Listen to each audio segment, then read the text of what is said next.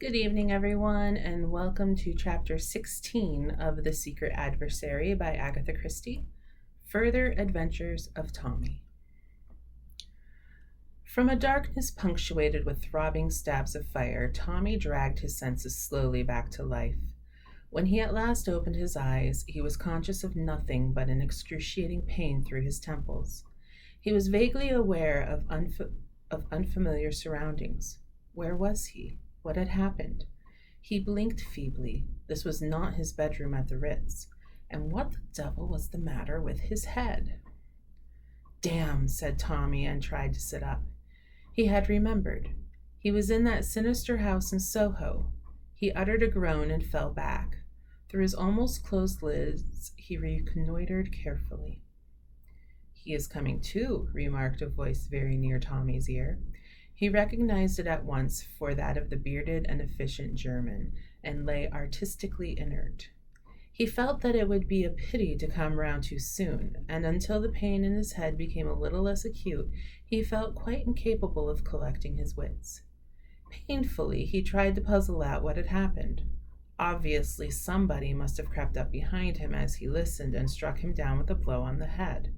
They knew him now for a spy, and would, in all probability, give him short shrift. Undoubtedly, he was in a tight space. Nobody knew where he was, therefore he need expect no outside assistance, and must depend solely on his own wits. Well, here goes, murmured Tommy to himself, and repeated his former remark. Damn, he observed, and this time succeeded in sitting up. In a minute, the German stepped forward and placed a glass to his lips with the brief command, "Drink." Tommy obeyed. The potency of the draught made him choke, but it cleared his brain in a marvelous manner. He was lying on a couch in the room in which the meeting had been held. On one side of him was the German, on the other the villainous-faced doorkeeper who had let him in. The others were grouped together at a little distance away, but Tommy missed one face. The man known as Number 1 was no longer of the company. Feel better? Asked the German as he removed the empty glass. Yes, thanks, returned Tommy cheerfully. Ah, my young friend, it is lucky for you your skull is so thick. The good Conrad struck hard. He indicated the evil-faced doorkeeper by a nod. The man grinned. Tommy twisted his head round with effort. Oh, he said, so you're Conrad, are you? It strikes me the thickness of my skull was lucky for you, too. When I look at you, I feel it's almost a pity I've enabled you to cheat the hangman. The man snarled, and the bearded man said quietly, he would have run no risk of that. Just as you like, replied Tommy. I know it's the fashion to run down the police. I rather believe in them myself. His manner was nonchalant to the last degree. Tommy Beresford was one of those young Englishmen not distinguished by any special intellectual ability, but who are emphatically at their best in what is known as a tight place. Their natural diffidence and caution fall from them like a glove. Tommy realized perfectly that in his own wits lay the only chance of escape, and behind his casual manner he was racking his brains furiously. The cold accents of the German took up the conversation. Have you anything to say before you are put to death as a spy? Simply lots of things, replied Tommy with the same urbanity as before. Do you deny that you were listening at that door? I do not. I must really apologize, but your conversation was so interesting that it overcame my scruples. How did you get in? Dear old Conrad here. Tommy smiled deprecatingly at him. I hesitate to suggest pensioning off a faithful servant, but you really ought to have a better watchdog. Conrad snarled impotently and said sullenly as the man with the beard swung round upon him. He gave the word. How was I to know? Yes, Tommy chimed in. How was he to know? Don't blame the poor fellow. His hasty action has given me the pleasure of seeing you all face to face.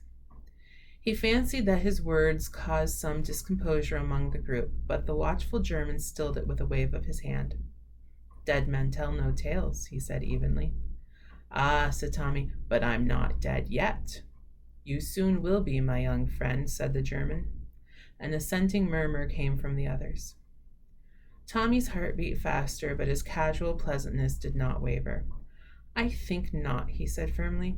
I should have a great objection to dying. He had got them puzzled, he saw by that look on his captor's face. Can you give us any reason why we should not put you to death? Asked the German. Several, replied Tommy. Look here, you've been asking me a lot of questions. Let me ask you one for a change. Why didn't you kill me off at once before I regained consciousness? The German hesitated, and Tommy seized at his advantage. Because you didn't know how much I knew and where I obtained the knowledge. If you kill me now, you never will know. But here the emotions of Boris became too much for him. He stepped forward, waving his arms. You hellhound of a spy, he screamed. We will give you short shrift. Kill him! Kill him! There was a roar of applause. You hear? Said the German, his eyes on Tommy. What have you to say to that? Say? Tommy shrugged his shoulders. Pack of fools. Let them ask themselves a few questions. How did I get into this place? Remember what dear old Conrad said? With your own password, wasn't it? How did I get a hold of that? You don't suppose I came up those steps haphazard and said the first thing that came into my head? Tommy was pleased with the concluding words of his speech. His only regret was that Tuppence was not present to appreciate its full flavor. That is true, said the working man suddenly. Comrades, we have been betrayed. An ugly murmur arose. Tommy smiled at them encouragingly. That's better. How can you hope to make a success of any job if you don't use your brains? You will tell us who has betrayed us, said the German. But that shall not save you. Oh, no. You shall tell us all that you know. Boris here knows pretty ways of making people speak. Bah, said Tommy scornfully, fighting down a singularly unpleasant feeling in the pit of his stomach. You will neither torture me nor kill me. And why not? Asked Boris. Because you'd kill the goose that lays the golden eggs, replied Tommy quietly. There was a momentary pause. It seemed as though Tommy's persistent assurance was at last conquering. They were no longer completely sure of themselves. The man in the shabby clothes stared at Tommy searchingly. He's bluffing you, Boris, he said quietly. Tommy hated him. Had the man seen through him? The German, with an effort, turned roughly to Tommy. What do you mean? What do you think I mean? Parried Tommy, searching desperately in his own mind. Suddenly, Boris stepped forward and shook his fist in Tommy's face. Speak, you swine of an Englishman, speak. Don't get so excited, my good fellow, said Tommy calmly. That's the worst of you foreigners. You can't keep calm. Now I ask you, do I look as though I thought there were the least chance of your killing me? He looked confidently round and was glad that they could not hear the persistent beating of his heart which gave lie to his words. No, admitted Tommy at last sullenly. You do not. Thank God he is not a mind reader, thought Tommy. Aloud he pursued his advantage. And why am I so confident? Because I know something that puts me in a position to propose a bargain. A bargain? The bearded man took him up sharply. Yes, a bargain. My life and liberty against. He paused.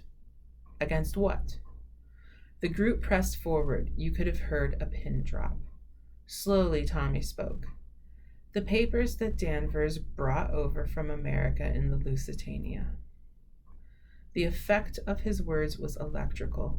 Everyone was on his feet. The German waved them back. He leaned over Tommy, his face purple with excitement.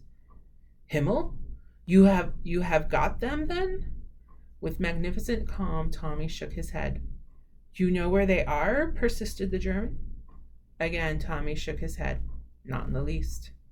Then, angry and baffled, the words failed him. Tommy looked round. He saw anger and bewilderment on every face, but his calm assurance had done its work. No one doubted but that something lay behind his words. I don't know where the papers are, but I believe that I can find them. I have a theory. Pah! Tommy raised his hand and silenced the clamors of disgust. I call it a theory, but I'm pretty sure of my facts. Facts that are known to no one but myself. In any case, what do you lose? If I can produce the papers, you give me life and liberty in exchange. Is it a bargain?"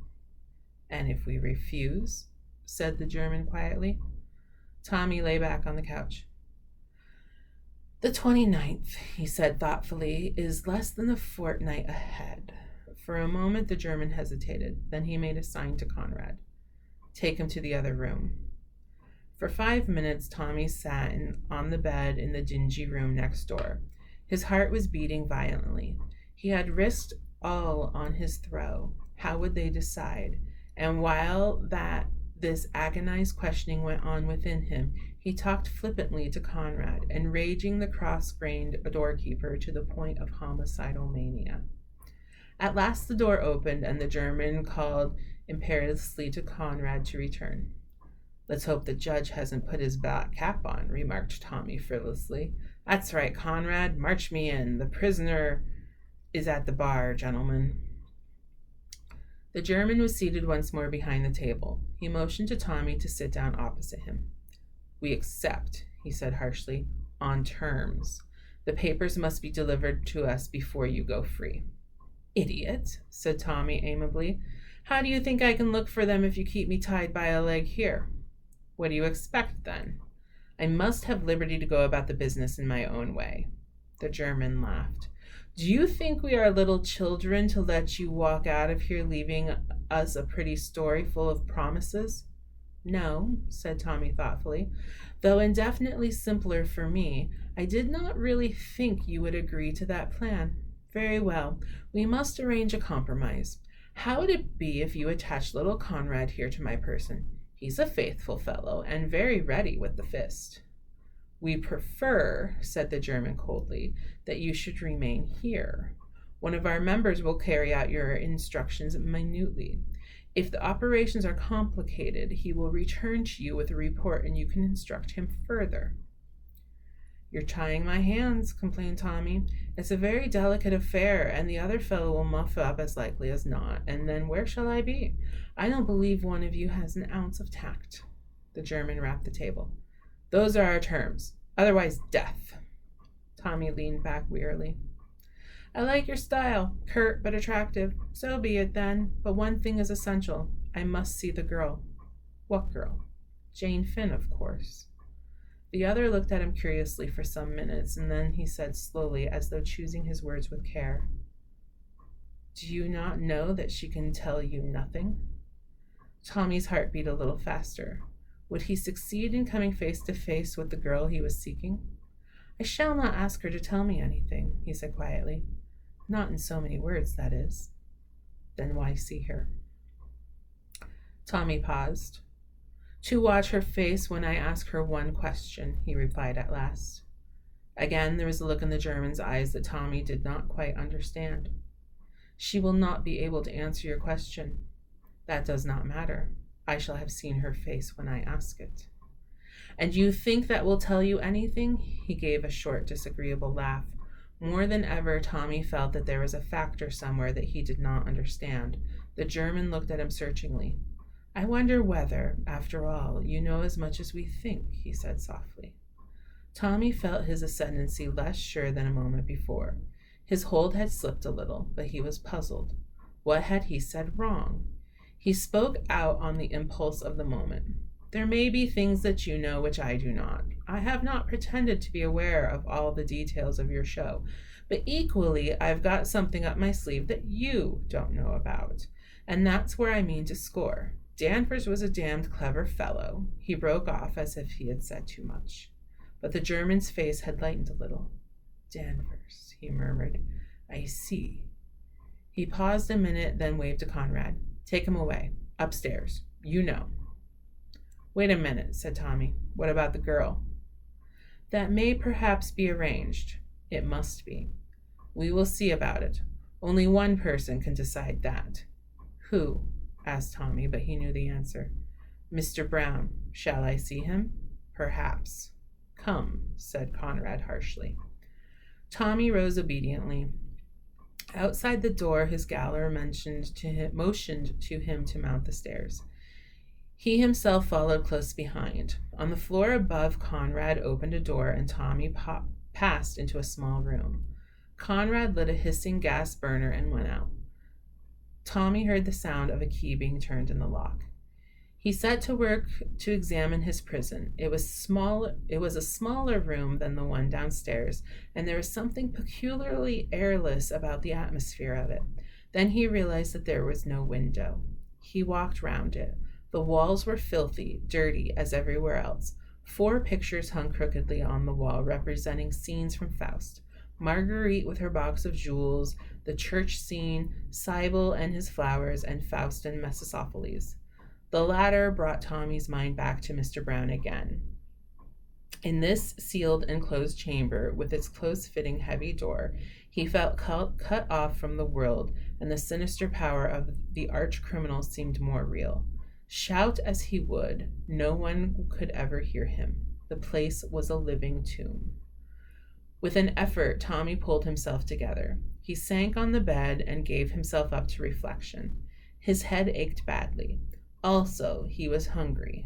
The silence of the place was dispiriting. Anyway, said Tommy, trying to cheer himself, I shall see the chief, the mysterious Mr. Brown, and with a bit of luck and bluffing, I shall see the mysterious Jane Finn also. After that, Tommy was forced to admit that the prospect looked dreary.